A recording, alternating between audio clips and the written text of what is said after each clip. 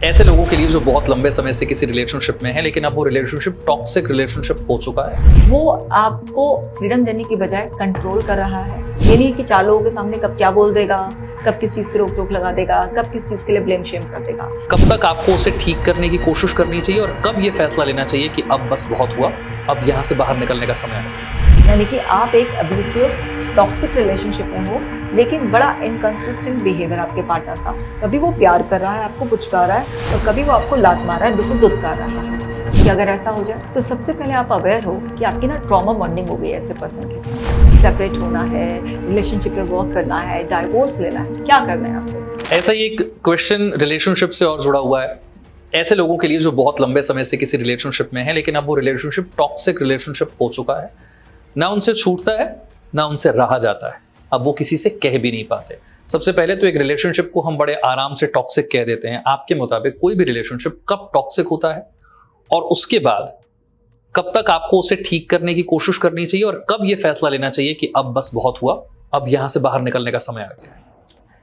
Toxic relationship आप तब कहेंगे जब आप हर दिन सफोकेटेड फील करते हैं। आपके अंदर अपने पार्टनर से बात करने में डर आ गया है।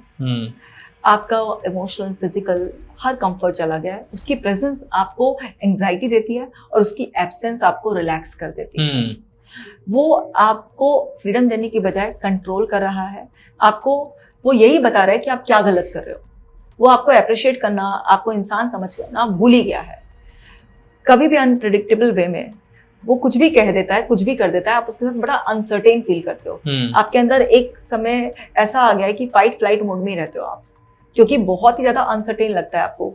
ये नहीं कि चार लोगों के सामने कब क्या बोल देगा, कब किस चीज पे रोक टोक लगा देगा, कब किस चीज के लिए ब्लेम शेम कर देगा। जब इतना अनसर्टेनिटी में आप रहने लग जाओ और किसी भी लेवल पर आपका कंफर्ट आना बंद हो जाए, ना आपका बात करने का मन कर रहा है, ना आपका उसके साथ सोने का मन कर रहा है, ना आप उसके साथ खाने का, कहीं जाने का कुछ मन नहीं कर रहा है आपका, तो आप समझ जाओ कि वो रिलेशनशिप आप एंड होने की कगार तक पहुंच गया है। लेकिन इतनी बुरी नौबत शुरुआत में तो नहीं थी। शुरुआत में क्या होता है कि खासतौर से हमारे भारत में प्यार के नाम पर गुस्से को कवर अप कर लिया जाता है, अब्यूज को कवर अप कर लिया जाता है। जैसे अगर किसी ने गाली दे दी या कुछ अपशब्द बोल दिए, तो फिर वो इंसान उस चीज के लिए ना, सब अनडूइंग के लिए एक डिफेंस मैकेनिज्म होता है, अनडूइंग। यानी कि जो भी आपने उगला है उसे आप कवर अप करने के लिए कुछ थोड़ा सा रोजी रोजी सी वो करते हो ना, चॉकलेटी बातें कर रहे हो।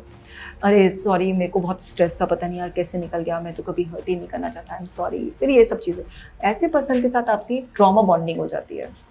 यानी कि आप एक अब्यूसिव टॉक्सिक रिलेशनशिप में हो, लेकिन बड़ा इनकंसिस्टेंट बिहेवियर आपके पार्टनर का। कभी वो प्यार कर रहा है, आपको पुचकार रहा है, और कभी वो आपको लात मार रहा है, बिल्कुल दुत्कार रहा है। आप कंफ्यूज रहते हो कि यार ये अच्छा है या बुरा है, क्योंकि आपको दोनों ही शेड दिखाई दे रहे हैं उसके, अच्छा और बुरा। तो वो जो अच्छा वाला है, जानबूझकर इंसान सोचते हैं नहीं ये अच्छा भी तो है, हो जाता है इंसान।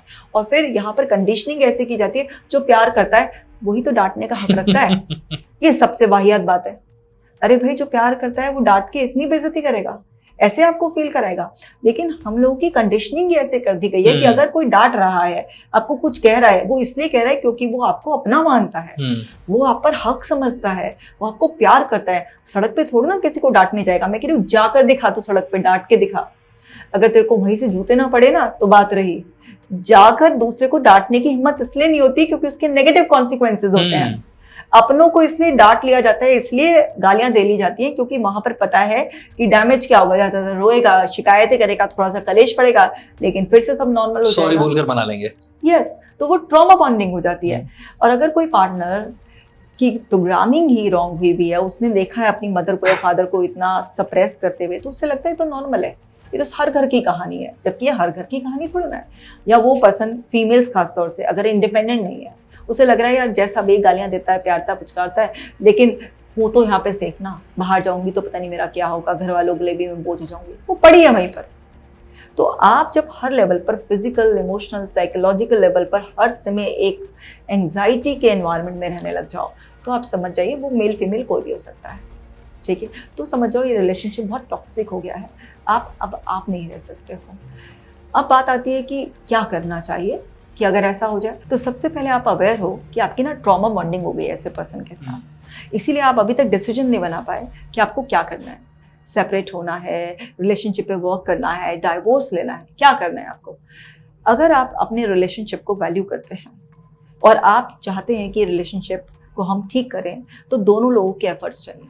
रिलेशनशिप में दो लोग हैं, एक इंसान के एफर्ट डालने से कभी रिलेशनशिप ठीक नहीं हो सकती है। अगर दोनों लोग म्यूचुअल रेस्पेक्ट में आए कि लड़े भी तो ऐसे लड़े कि वापस नजरें मिला पाए, लेकिन जब लड़ते हैं ना तो इतना जहर उगलते हैं, इतनी गंदी गंदी बातें बोलते हैं, उनके एक्सप्रेशन से, उनकी पूरी बॉडी लैंग्वेज से, उनके शब्दों से सामने वाला इंसान कहते हैं ना बिल्कुल पानी पानी हो जाता है, मर जाता है अंदर तक, उसके अंदर आत्मा तक चोट पहुंचा देते हैं। तो ऐसी रिलेशनशिप को ठीक करने में बड़ी स्ट्रगल होती है, क्योंकि दोनों एफर्ट्स नहीं डाल पाते हैं। रह रहकर वो बातें ना याद आती है, उनको फ्लैशबैक्स आते हैं, बार बार वो कहीं भी बातें, शब्द उनके दिमाग में गूंजते हैं, वो कुछ इमेजेस उनके दिमाग में बार बार आती रहती है, क्योंकि ट्रॉमा हो जाता है वो किसी भी एक पर्सन के लिए। अगर कोई ज्यादा सेंसिटिव है तो उसके लिए बहुत बड़ा ट्रॉमा हो जाएगा।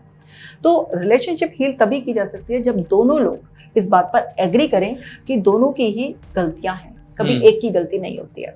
दोनों उसको एक्सेप्ट करें, एडमिट करें और रिस्पॉन्सिबिलिटी लें कि इसको हील करना है। तब धीरे धीरे बात बन सकती है, उनकी रिलेशनशिप को हील किया जा सकता है। बट धीरे धीरे मैं इसलिए कह रही हूँ क्योंकि वो जो उन्होंने पास्ट में एक दूसरे को हर्ट किया है, उस सब से जो माइंड ने ना एक थ्रेट को स्कैन करने का पैटर्न बना लिया है, वो एक अनसर्टेनिटी में जीना सीख गया है, वो हर समय कुछ नेगेटिव क्लू को पकड़ने का आदी हो गया है। वो शुरुआत में आपके अच्छे बिहेवियर में भी डाउट देखेगा कि कहीं ऐसा तो नहीं मेरे साथ चीटिंग हो रही है, या सिर्फ मुझे रोकने के लिए ऐसा किया जा रहा है, अपना कोई सेल्फिश मोटिव है। तो वहां पर आपका माइंड आपको ट्रस्ट नहीं करने देगा, वो चेंजेस को एक्नॉलेज नहीं करने देगा, अप्रिशिएट नहीं करने देगा।